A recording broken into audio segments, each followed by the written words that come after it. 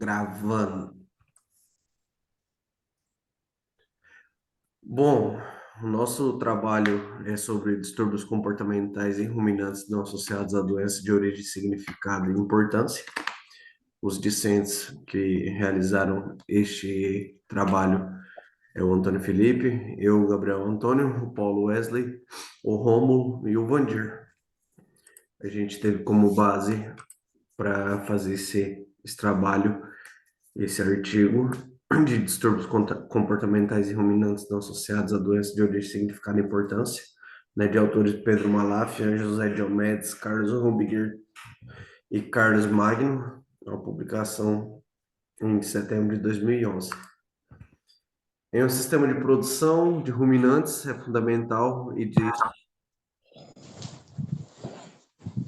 fu- é de fundamental importância que os criadores e os técnicos que lidam com os animais conheçam muito bem o que vem a ser o comportamento normal e das diferentes categorias que irão interagir.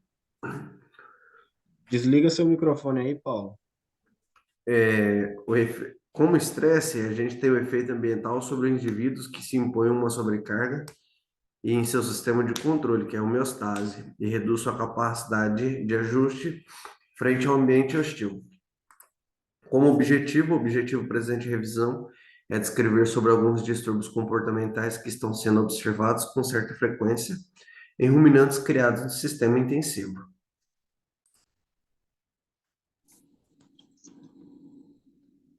Bom, vou dar continuidade ao trabalho. Está falando um pouco sobre comportamento social e utilização do espaço físico. Como nós sabemos, os bovinos são animais gregários, ou seja, eles convivem em bando e eles têm uma interação agressiva uns com os outros.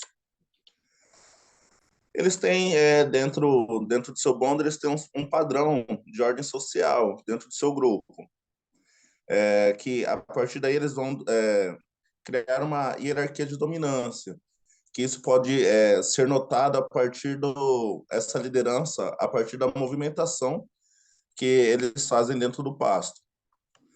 A fêmea líder, ela vai estar no pico dessa hierarquia, portanto, ela vai estar na frente e a partir daí vai vir os outros que estão abaixo dessa hierarquia.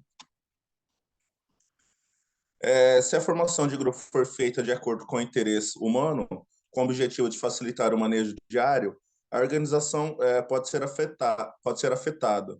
Pode ser afetada de algumas maneiras, como os animais mantidos em grupo com elevada lotação têm uma redução do desempenho individual. É importante que o lote esteja estável em sua composição, uma vez em que qualquer alteração, sobretudo a entrada de novos animais, pode passar, Gabriel. Isso. De novos animais, irá alterar a hierarquia social, já que definida, e poderá gerar impactos negativos na produção e no bem-estar. E animais agressivos ou muito submetidos devem ser retirados do lote. Ou seja, qualquer manejo inadequado que o homem irá fazer, isso daí pode afetar no desempenho animal. Isso daí pode ser a longo ou a curto prazo, isso daí pode ser notado. Pode passar. Vou dar continuidade à fala do Paulo. Um outro comportamento que a gente vê bastante é a monta excessiva. Quando se tem grande quantidade de animais em uma área, e entre fêmeas e machos, e acaba ocasionando que um animal sempre recebe montas excessivas. Isso se dá o nome de sodomia. É um distúrbio comportamental que se caracteriza quando o animal é repetidamente montado por outro, que pode levar maior, mais forte e que acabam a feri-lo, esquartejá-lo, de alguma forma assim machucar esse animal, podendo levar até a morte. Alterações comportamentais devido ao estresse térmico. O que a gente mais observa, que a gente vê hoje em dia no Brasil, muitos produtores de grande escala, eles estão voltando, fazendo de qualquer numa maneira geral, cobertura de confinamento em áreas de retirada de leite. Então, o que a gente mais observa hoje na área é de lactação, onde mais tira leite é que o pessoal investe mais.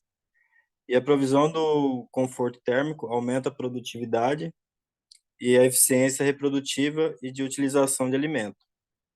A manutenção de um ambiente ventilado e sombreado reduz o dispêndio de energia a ser gasta com a termorregulação, o que permite dispor mais energia para a função produtiva dos animais, ou seja, o conforto térmico, ele traz muitas vantagens aos animais, tanto na produção de leite quanto na produção de carne, diminui o estresse, então isso daí eu tenho um grande ponto positivo na produção. Pode passar. Igual a gente observa aqui nessas imagens, na parte de lactação, de gado de leite, a gente observa mais o investimento do produtor.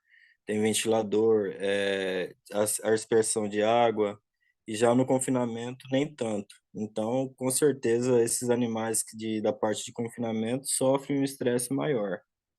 Então, é um ponto que a gente tem que acabar visualizando mais e tendo um pouco mais de investimento nessa área, que com certeza vai ter mais produtividade. Pode passar.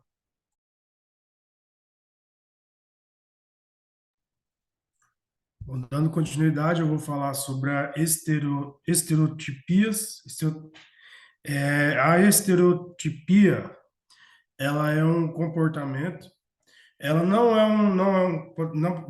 podemos dizer que ela não é um distúrbio, ela é um movimento que o animal faz, um movimento repetitivo, feito principalmente por animais mais jovens, né?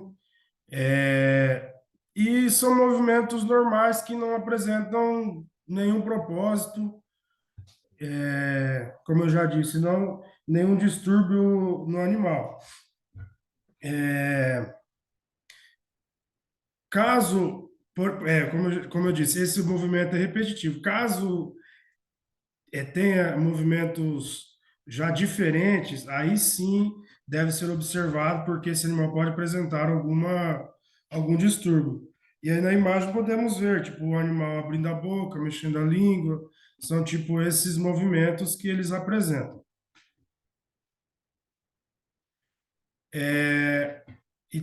Temos também os distúrbios comportamentais não estereotipados, de natureza alimentar.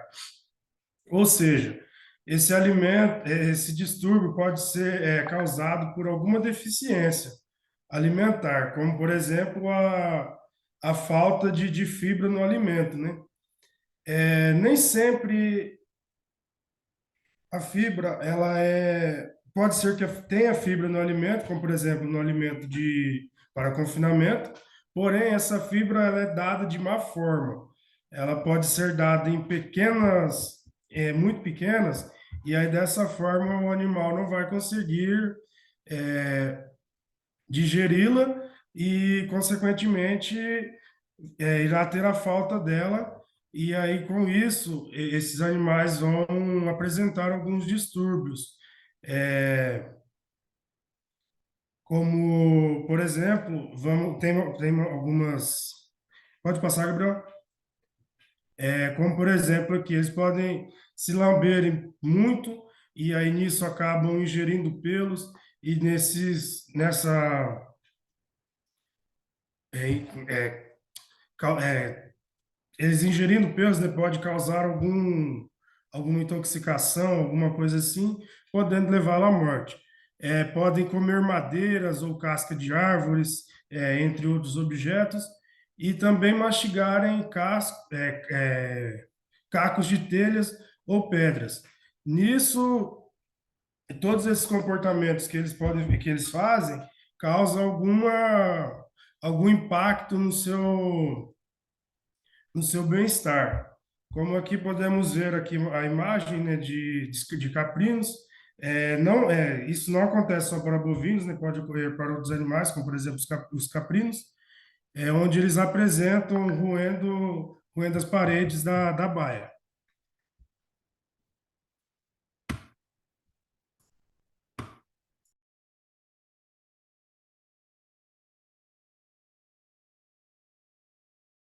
Rômulo,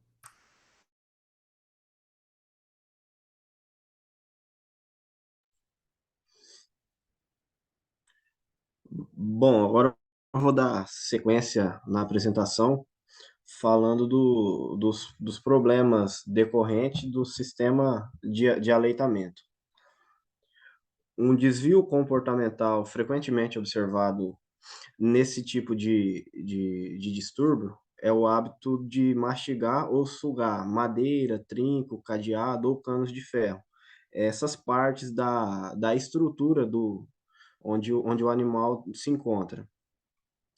Na maioria das vezes, esse hábito é um comportamento não estereotipado, resultante da rápida ingestão de um grande volume de leite fornecido em baldes ou mamadeiras cujo bico teve seu orifício alargado, e da visualização do tratador ainda fornecendo leite aos demais bezerros.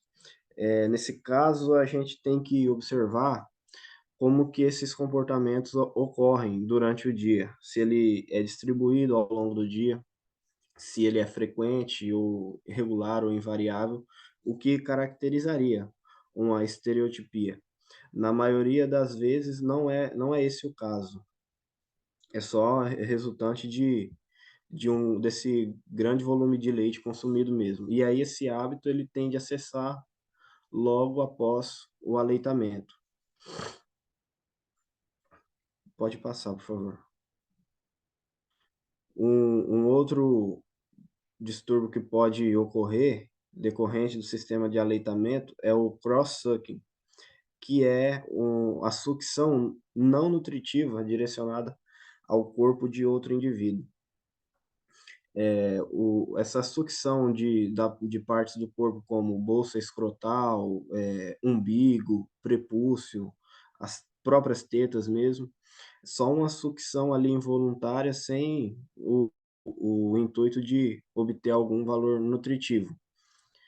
Isso, o que os autores desse artigo indica que eles falam que isso pode ocorrer pela minimização das atividades orais, traduzidas pela redução de tempo de sucção, causada pela rápida ingestão de leite via balde ou mamadeira, e a competição por leite oriunda da criação coletiva, sejam os principais fatores que desencadeiam o cross-sucking nos bezerros.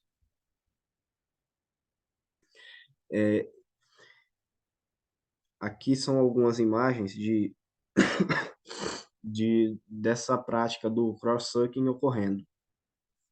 Aqui a imagem no canto superior esquerdo de uma bezerra mamando na orelha de outra bezerra.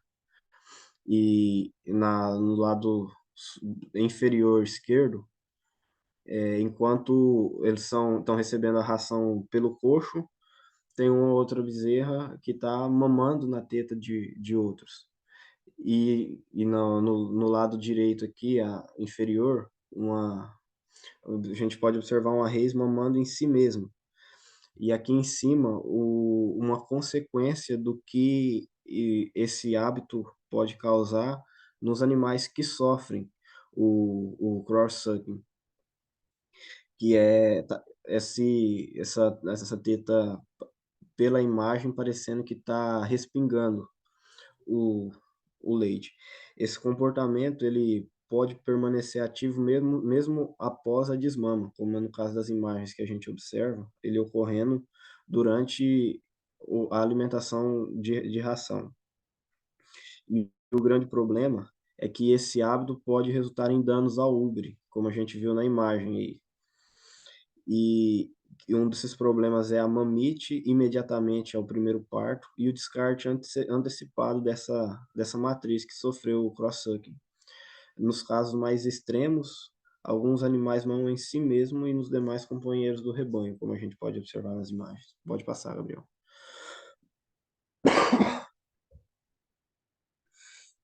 Aí a conclusão dos autores é que os ruminantes podem exibir uma série de comportamentos incomuns e que é importante também saber distinguir se esses hábitos são distúrbios comportamentais originados pelo empobrecimento ambiental, sobretudo quando associado aos erros alimentares, que potencializam o quadro de estresse nos animais, ou se são oriundos de doenças ou deficiências nutricionais, que também cursam com transtornos do comportamento do animal. É importante saber qual que é a origem desses problemas para saber qual decisão tomar para reduzir as consequências desse problema. E ao se depararem com um repertório comportamental incomum, é preciso obter um bom histórico e, no caso de serem comportamentos não associados a doenças ou estados carenciais, devem melhorar as condições de criação, provendo enriquecimento ambiental e corrigindo possíveis erros alimentares. E essas aqui são as nossas referências. As nossas não, né? As do autor que fez esse artigo. E pode passar. E é isso aí. Muito obrigado pela atenção. E a apresentação nossa foi essa. Peço desculpas aí pela tosse, que atrapalhou um pouco a apresentação. Mas é isso aí que a gente tinha para passar.